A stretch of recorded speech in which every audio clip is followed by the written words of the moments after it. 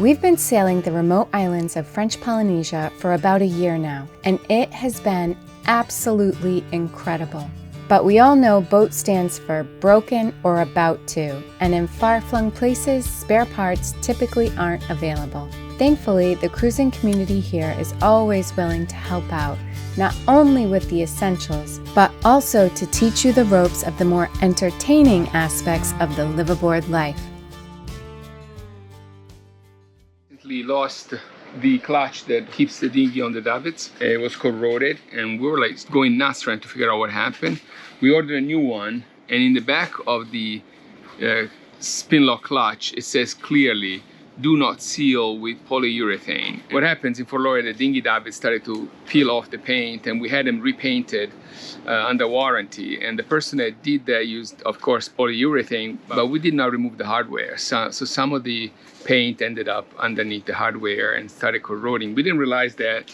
I did see some white formation all around the hardware, but I thought it was salt kind of leaching in there. It wasn't, it was the hardware corroding. Thanks for Va, who brought him from the United States to us.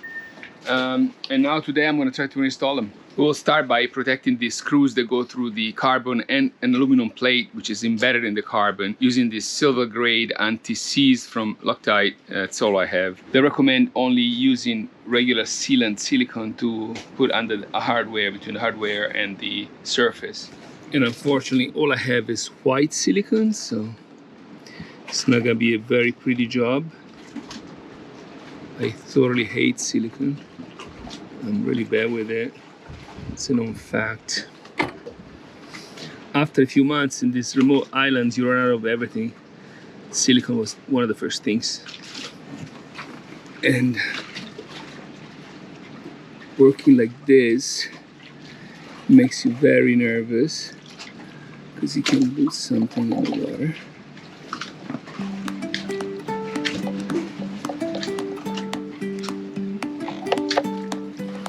Fabio put a towel to catch the inevitable falling screws. If you're enjoying this video, give it a thumbs up, leave us a comment down below, and be sure to subscribe to the channel. It really helps us out.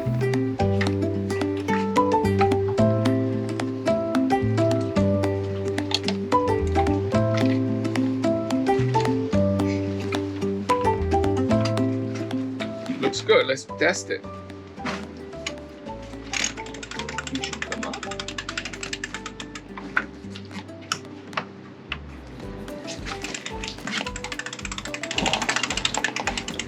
Put it down and see if it holds.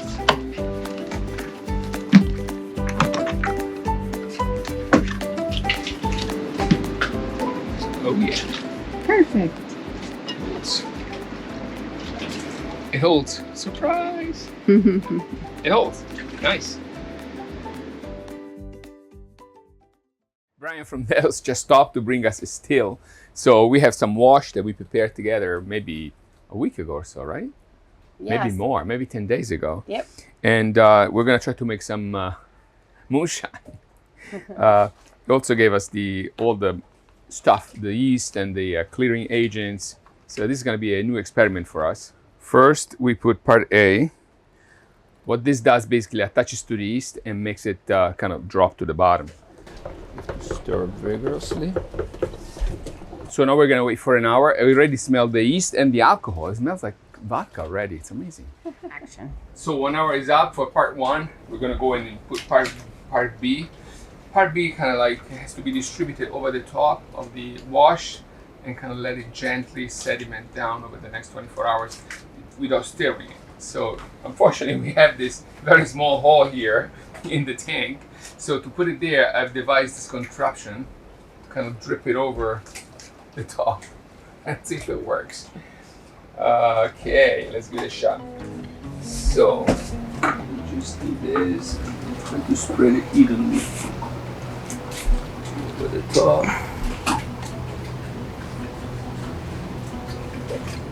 And now you just want to kind of like gently stir it over the top of the. Now we have to wait for 24 hours. and then we can still. All right. It's been 24 hours since we put the part B of the clearing agent, and now I'm going to put the wash, it's called the wash, inside the still.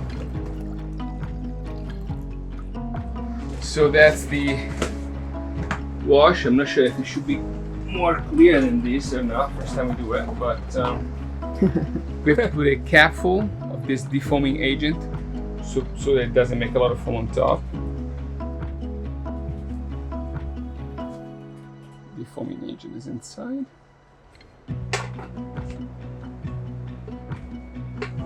So we're using this step up and down transformer that Brian gave us to the still because we have a 110 system on the boat, and this is a 220. And it still seems to be working. We should be seeing drippy soon. An hour later, we got alcohol. Woo! Whoa, you can smell the vodka there. And the yeast smell comes out of here. It's like almost bread. It's weird. We stopped at 700 ml. They say it can go up to 750, but I don't want to get on any of the nasty stuff. So we're gonna put this in a bottle.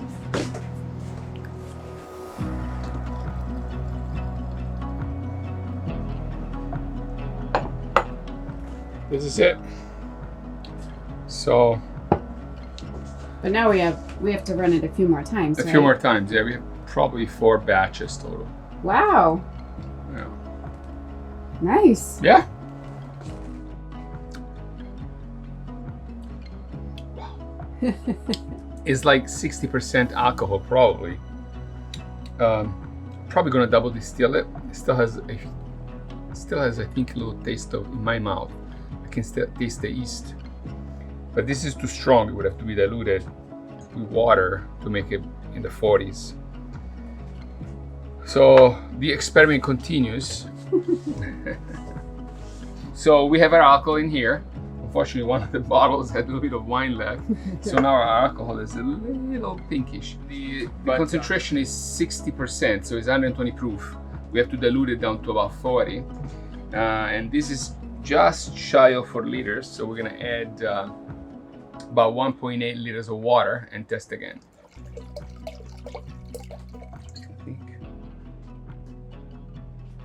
It's like 85, maybe 90 proof actually. 90% or 90 proof, so it's 45, perfect. So now we're filtering. Hopefully this the wine color is gonna go away. Then we're gonna filter it twice. So I think it actually is taking it out. So we're gonna make Kentucky bourbon using these chips. 25 grams for a liter of alcohol. Bourbon coming up. So this we're gonna keep there for like 10 days at least. Nice. So we have 3 bottles of moonshine in here, and we're gonna have 1 little dark rum in there.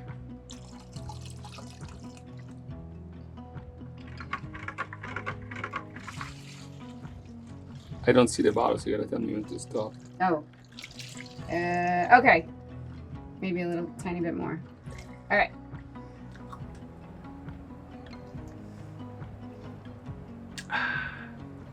Dark rum. I can't see anything. Stop it. Is it good? That's delicious. Amazing. We made this. That's awesome. Thanks, Brian. Thank you, Brian. Last episode, we had a hard time weighing anchor and realized our windlass Gypsy was stripped. Fortunately, we had a spare. It was a size bigger, but it seemed to work. Turns out the 10mm Gypsy doesn't work as well as we hoped. So we pulled up a couple of times, but it still jumps the chain and the anchor doesn't come up. So we are devising a new system, and I spoke with Brian from Delos, and he had a good idea about kind of like tying a rope to the chain and bringing it up next to the chain. We talk about using the winch for the spinnaker halyard, but I think I can achieve the same effect by using the drum on the windlass and the rope. So I have a rope going next to the chain. I'm gonna wrap it around the drum of the windlass, and then hopefully it will help bring up the chain as the windlass turns. Here you see the rope tied around the chain. Here is a retrieval line, so once I get up there, I can just pull the rope back using this small little leader line. Let's see if it works. The windlass was able to pull the chain up with the bridle still attached, but once it was removed, the chain began slipping through the Gypsy. Okay, so now it's time to do the... Fabio tied one end of the line to the chain, wrapped it around the drum, and began lifting the anchor.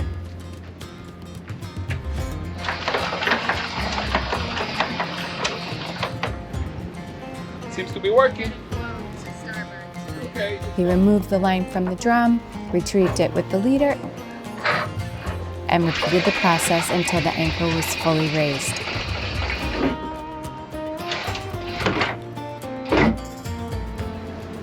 Oh, it works.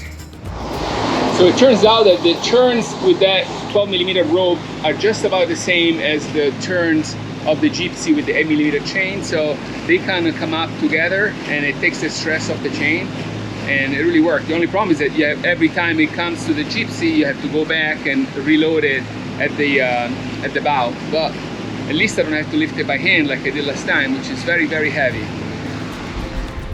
We made our way up the coast to the next anchorage so we could return Brian's still.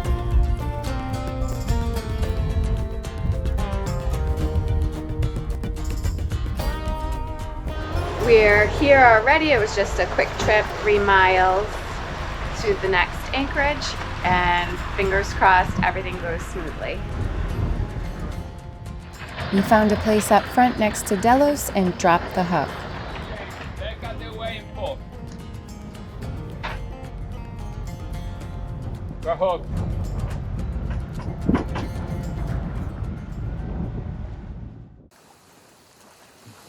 Hey guys, I just finished a video. It's exporting now, and I looked outside this morning and the water clarity is absolutely awesome. I haven't seen it this clear yet.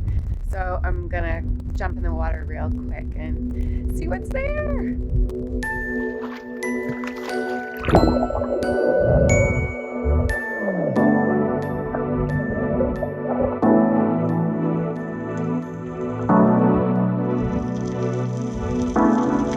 I was excited to see so many fish.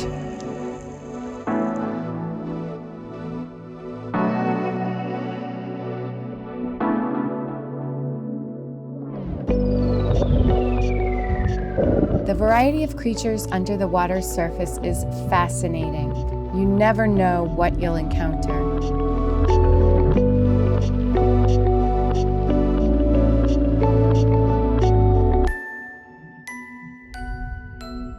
A huge thank you to our patrons. We are so grateful for your support. If you'd like additional content and real-time updates, consider joining the Harbors Unknown community on Patreon. There's nothing quite like the wonder I feel exploring beneath the waves.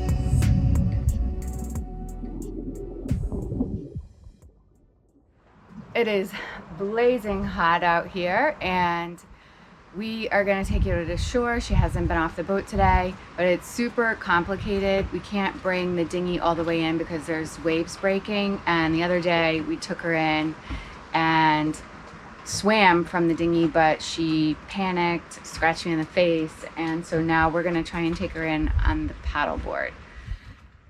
Let's see how this goes.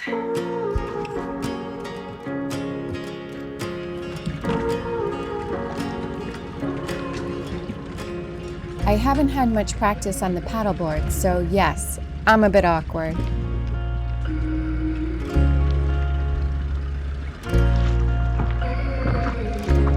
I paddled while Fabio brought Yoda in part of the way with the dinghy because we weren't sure how long she would last on the paddleboard.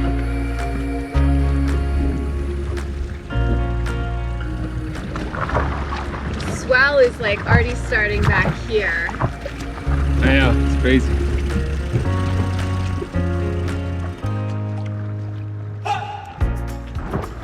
After Fabio anchored the dinghy, I paddled over and he put Yoda on the board. French bulldogs are not a water-loving breed, so Yoda was pretty nervous. Fabio jumped in the water and swam behind us.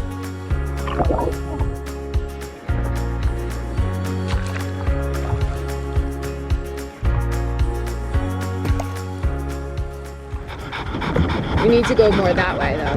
Where? Because the rocks are straight ahead of you. Fortunately, there was only a little bit of swell, and when the waves did come, Fabio held the board back. I'm catching now, sweet. Okay. Yoda jumped off as soon as she could. Okay. We made it. It was actually much easier than I thought it was going to be. I was kind of petrified, but we're here.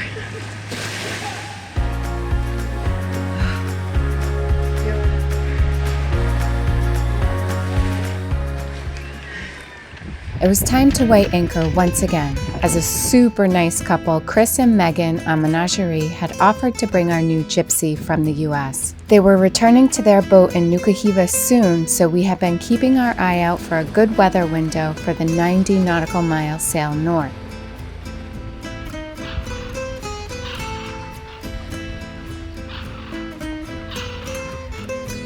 As the day melts into evening, we cast off from our beloved Tahuata on a course to Nuku Hiva.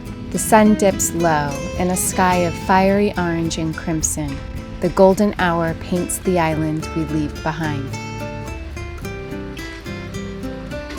We motor off until the wind starts breathing life into our sails, but it's as fickle as a squirrel, rises and falls, changes direction.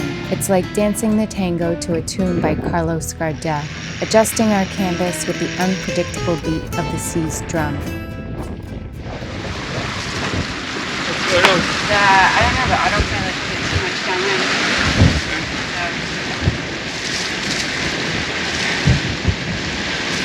Need to let it out a bit.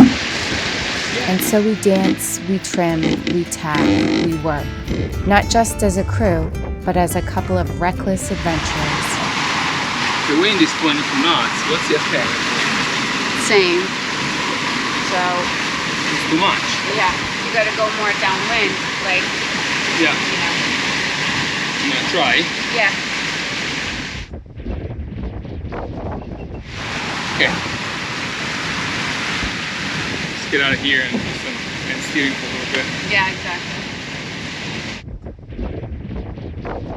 We had ourselves a nice little sunset send-off from Tahuata. We're headed to Nuku Hiva. It's about 90 nautical miles.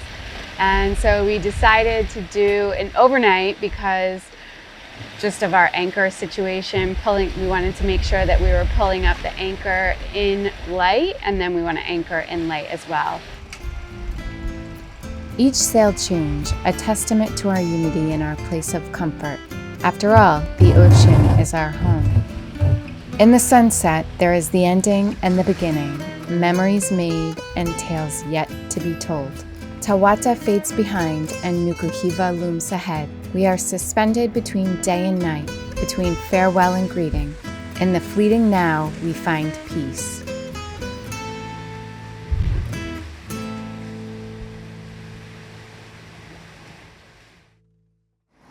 The sun replaced the moon, and Nuku Hiva's silhouette decorated the horizon in the morning's pastel hues.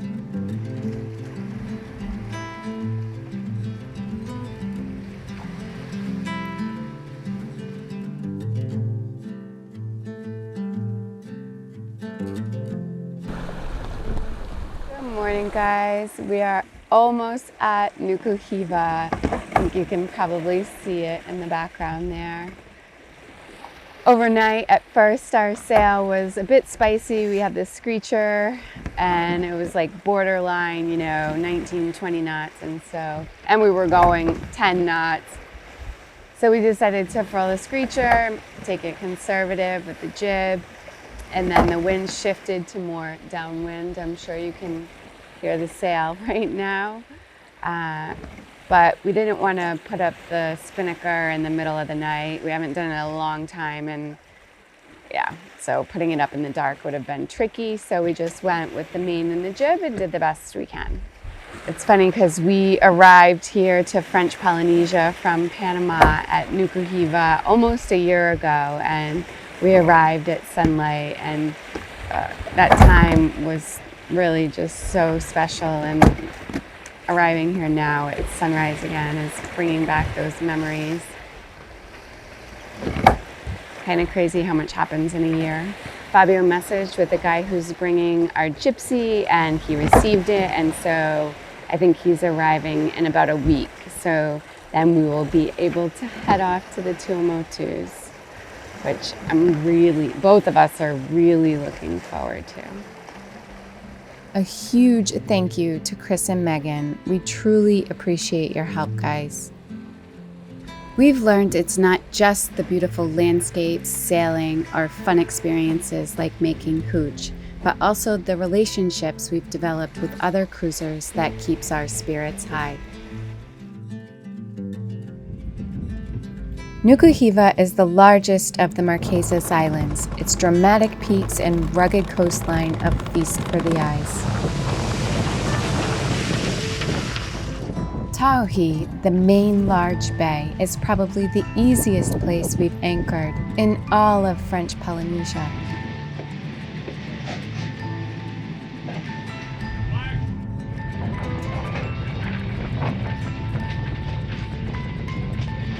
Hopefully, this is the last time I'll have to drop the anchor without the Gypsy.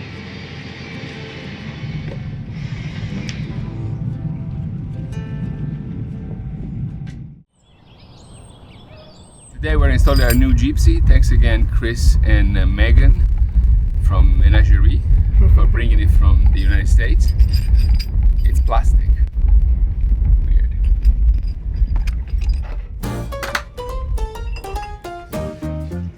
Chain cover, drum. So now we have to kind of make the chain loose here, but we don't want to end up all in the water.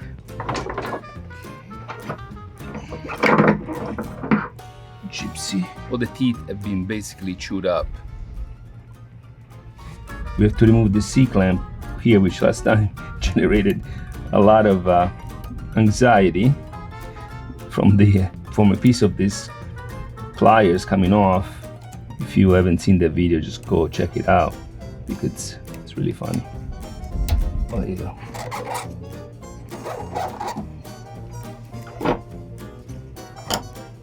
Now we give it a good scrub.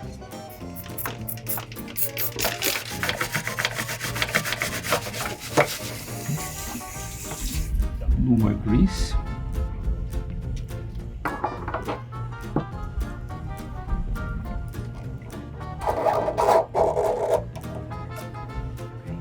New Gypsy, we need to make sure that the chain counter, which is the magnet here, is down.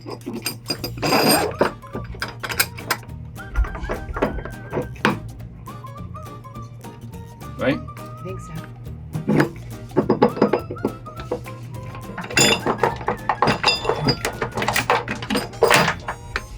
Okay. This, I think, is the wristing.